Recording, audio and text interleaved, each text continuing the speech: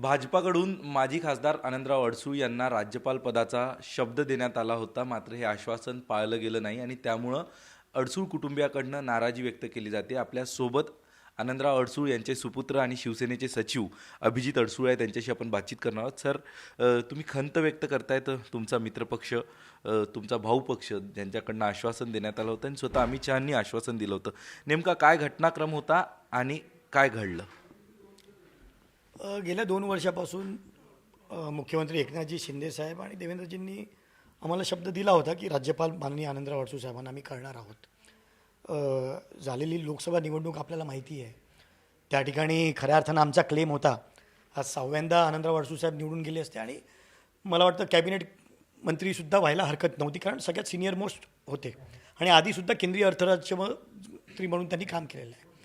आणि अशावेळी त्या ठिकाणी नवनीत राणांच्या नावाचा अट्टाहास त्या ठिकाणी धरला गेला होता.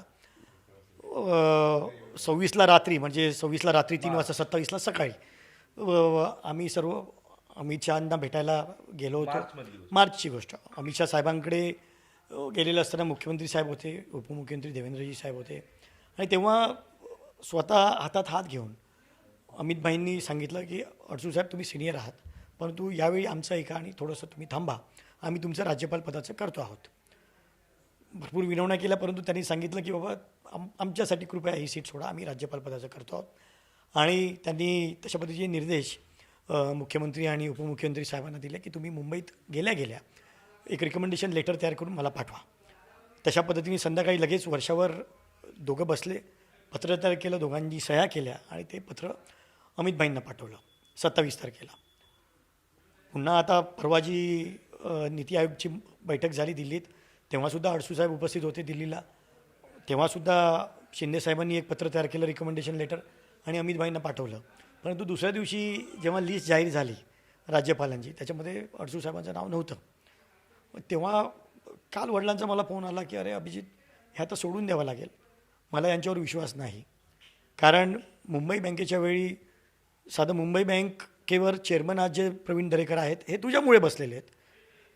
जेव्हा उद्धव ठाकरेंचं शिवसेना, काँग्रेस, राष्ट्रवादीचं सरकार होतं, त्यांनी विरोध करून लेबरमधून जेव्हा प्रवीण दरेकर निवडून गेले होते, तेव्हा त्यांना लेबरमधून निवडून गेले म्हणून ते खारिज करण्यात आली जागा. तेव्हा प्रवीण दरेकरांना मुंबई बँकेमध्ये पुन्हा आणण्यासाठी देवेंद्रजींनी मला फोन केला, अभिजित तुला माघार घ्यावी लागेल. म्हटलं मी घेतो माघार. देवेंद्रजींकडे साखर बंगल्यावर प्रवीण दरेकर, बँकेचे उपाध्यक्ष कांबळे, शिवाजी नलावडे आणि आम्ही चौघं गेलो, प्रवीण दरेकरांच्या गाडीत गेलो. त्या ठिकाणी बैठक झाली. देवेंद्रजींनी स्पष्ट शब्दात सांगितलं, तुम्ही जर त्याला कॉप करून घेणार असाल तर मी त्याला मागे घ्यायला लावेल. एकदा सोडून 3-3, 4-4 वेळा सांगितलं. त्यांनी होकार दिला. त्यांनी सांगितलं ठीक आहे अभिजित, माघार घे. मी माघार घेतली. मी सत्तेतला होतो तेव्हा, तरी मी बलिदान दिलं. माझ्यामुळे 20 लोक त्या ठिकाणी अनपोज निवडून आले आणि त्यानंतर आज गेले 2-2.5 वर्ष झाले. अजूनही CM साहेबांनी 3 वेळा सांगून झालं, डेप्युटी CM साहेबांनी 3 वेळा सांगून झालं, बावनकुळेंनी 3 वेळा दोन वेळा एकदा सांगून झालं, पण अजूनही त्या ठिकाणी घेतलं नाही.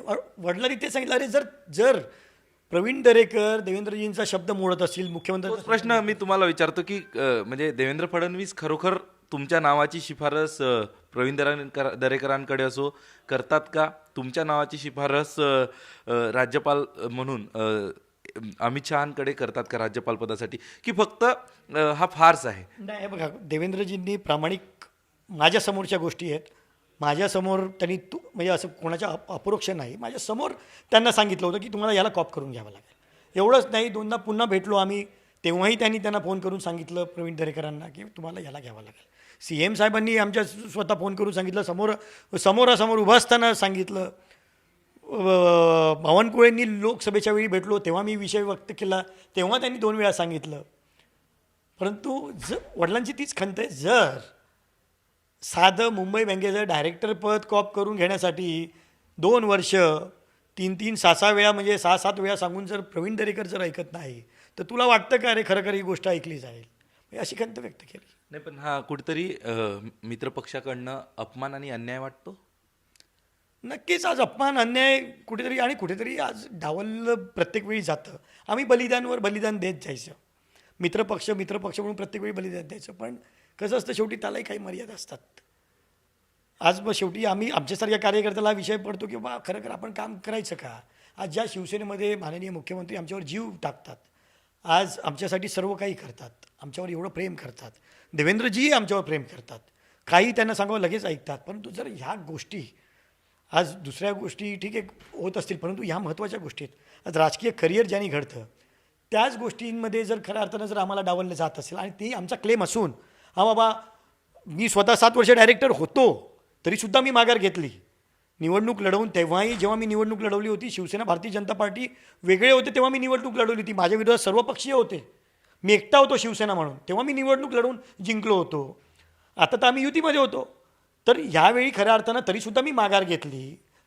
तर हे आज आई माझी 1 महिन्यापूर्वी गेली आणि अशा परिस्थितीमध्ये अमितभाईंना इथे भेटायला गेले. अमितभाईंनीसुद्धा त्यांना हे केलं किंवा कंडोलन्सेस दिले आणि त्याच्यानंतर आज खऱ्या अर्थानं आज मुलगा म्हणून आज मलाही आज व्यथा होत आहेत या गोष्टीच्या की आनंदराव अडसूळसारख्या नेत्यावर त्या ठिकाणी कुठेतरी आम्हाला जे भोगावं लागत होतं म्हणून आम्ही या ठिकाणी आलो, खऱ्या शिवसेनेमध्ये आलो, शिंदे साहेबांबरोबर आलो. कारण तो माणूस आमच्यावर प्रेम करतो, तो माणूस आम्हाला घेऊन चालतो. पण तो इकडे येऊनसुद्धा जर अन्याय होणार असेल तर मग असं वाटतं कुठेतरी आपण काम थांबवावं. म्हणजे कुठलं काम थांबवावं, भाजपाचं काम थांबवावं की ओव्हरऑलच राजकीय जे वाटचाल आहे तुमची ती थांबवावी? ओव्हरऑल राजकीय मग कारण आपण जे काम करतो हे काय पक्षासाठी जरी करत असलो तरीसुद्धा खरं अर्थानं हे समाजकार्य आहे. हा सगळ्यांना मिळून काम करायचं असतं, सगळ्यांना घेऊन आपण काम करत असतो. आम्ही जेव्हा एखाद्या गोष्टीचा विषय असतो सर्व पक्षांना एकत्र घेऊन काम करत असतो किंवा कुठल्या पक्षाचं कुठे नुकसान होऊ नये. आज खास करून युती धर्म पाळण्याचा प्रयत्न प्रत्येक वेळी आम्ही करत असतो. परंतु अशा घटना जेव्हा घडतात तेव्हा कुठेतरी खंत व्यक्त होते की बाबा आमच्यासारख्याला तेव्हा वाईट वाटतं की बाबा या घटना वारंवार जर आमच्यासोबत घडत आहेत म्हणजे कुठेतरी. पण एकनाथ शिंदेची काय भूमिका, तुमचे नेते त्यांच्यावर तुमचा विश्वास आहे तुम्ही सांगता, त्यांची नेमकी आज काय भूमिका होती हे घडल्यानंतर? हे बघा, शिंदे साहेबांनी पहिलेसुद्धा आमची बाजू अमितभाईंकडे सुद्धा प्रामाणिकपणे मांडली, इव्हन देवेंद्रजींनीही मांडली. मी कोणाला दोषी ठरवत नाही, दोघांनी आमची बाजू प्रामाणिकपणे तिकडे मांडली. कारण आम्ही स्वतः हजर होतो, आमच्या समोरच्या गोष्टी आहेत या. लेखी स्वरूपामध्ये माझ्याकडे पत्र आहेत, पत्रही त्यांनी अमितभाईंना दिलं. शिंदे साहेबांनी त्या दिवशी नीती आयोगामध्ये बैठक झाली तेव्हासुद्धा त्यांनी अमितभाईंना पुन्हा सांगितलं, पुन्हा लगेच अमितभाईंकडे पत्रही पाठवलं. परंतु ती गोष्टी घडत नाही. शेवटी आज असं वाटतंय का की त्यावेळी लोकसभा अट्टहासाने लोकसभा लढवली असती तर अशा पद्धतीचा अपमान किंवा अन्यायाला सामोरं जावं लागलं नसतं? कसं शेवटी आपण एखाद्या पक्षात काम करतो, आज युतीमध्ये काम करतो. आज आम्ही लढलो तर तुम्ही उभे राहिले असते तर चित्र वेगळं असतं. आज 100% आज सर्व पक्षी आमच्यासोबत होते, इव्हन भाजपा पूर्णच्या पूर्ण सोबत होती अमरावतीतली. आणि त्यामुळे आम्ही कुठल्याही पक्षातून कसंही निवडून आलो असतो, परंतु याच्यामध्ये माझ्या मुख्यमंत्र्याचा अपमान झाला असता. आज आम्ही ज्यांच्या आदेशावर काम करतो, आज शिवसेनेमध्ये आदेश चालतो, बाळासाहेबांचा आदेश चालत होता, उद्धवजींचा आदेश चालत होता, आम्ही ज्या शिवसेनेमध्ये आहे तिकडे आदेश चालतो.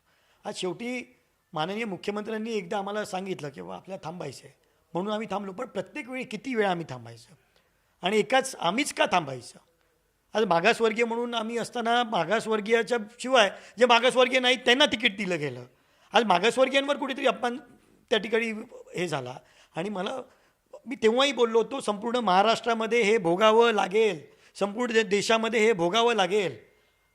या सीटा आपल्या जाणार जर यांना जर सीट दिली आणि ते घडलं, यांच्यामुळे संपूर्ण महाराष्ट्रामध्ये आणि पूर्ण देशामध्ये आज आम्हाला हे भोगावं लागलं. ही खंत माझ्या मनामध्ये आहे. आमचं तर ऐकलं गेलं असतं तर आज कुठेतरी चित्र वेगळं असतं संपूर्ण राज्यामध्ये. हा कारण जो मेसेज गेला महायुतीची अमरावतीच्या रूपाने एक जागा वाढली असती. एक जागा नाही, ह्या ज्या जागा आल्या आहेत या भारतीय जनता पार्टी आणि शिवसेनेच्या ज्या कमी झालेल्या आहेत ह्या संपूर्ण याला कारणीभूत ही जागा अमरावतीची जागा आहे. हा मेसेज संपूर्ण राज्यभर आणि देशभर गेला आहे. ज्यावेळी त्या फॉर्म भरणार होत्या त्याच्या अर्धा तास आधी सुप्रीम कोर्टाने निकाल दिला आहे. हा विषय फार गांभीर्याने महाराष्ट्रातल्या जनतेने आणि देशातल्या जनतेने घेतलेला आहे आणि म्हणून हा निकाल लागला या ठिकाणी. आणि म्हणून कुठेतरी आम्हाला या गोष्टी भोगाव्या लागलेल्या आहेत आणि या गोष्टी परत घडू नये म्हणून आम्ही सांगतोय की कुठेतरी माननीय बाळासाहेब हयात असताना त्या ठिकाणी मुख्यमंत्री झाले, लोकसभेचे अध्यक्ष झाले. आज राज्यपाल बाळासाहेब नसताना एकनाथ शिंदे साहेबांच्या नेतृत्वात जर शिवसेनेला मिळाला तर नक्कीच त्याचं एक वेगळाच मेसेज संपूर्ण महाराष्ट्रामध्ये आणि देशामध्ये जाईल की बाळासाहेबांच्या शिवसेनेला कुठेतरी न्याय दिला गेला. आपण बघतोय या सगळ्या बाबत आता खूप खंत आणि नाराजी व्यक्त करण्यात आलेली आहे आणि कुठेतरी राजकीय काम थांबवावं की काय अशा पद्धतीचा प्रश्न देखील अभिजित अडसू यांनी उपस्थित केला आहे. त्यामुळं नेमकं या त्यांच्या या खंताची दखल देवेंद्र फडणवीस असतील, एकनाथ शिंदे असतील, हे कशा पद्धतीने घेतात आणि आनंदराव अडसूळ यांचं पुनर्वसन कशा पद्धतीनं येत्या काळात केलं जाईल हे बघणंही महत्त्वाचं ठरणार आहे. कॅमेरा पर्सन अरविंद मोरेसह अक्षय कुडकेलवार, NDTV मराठी, मुंबई.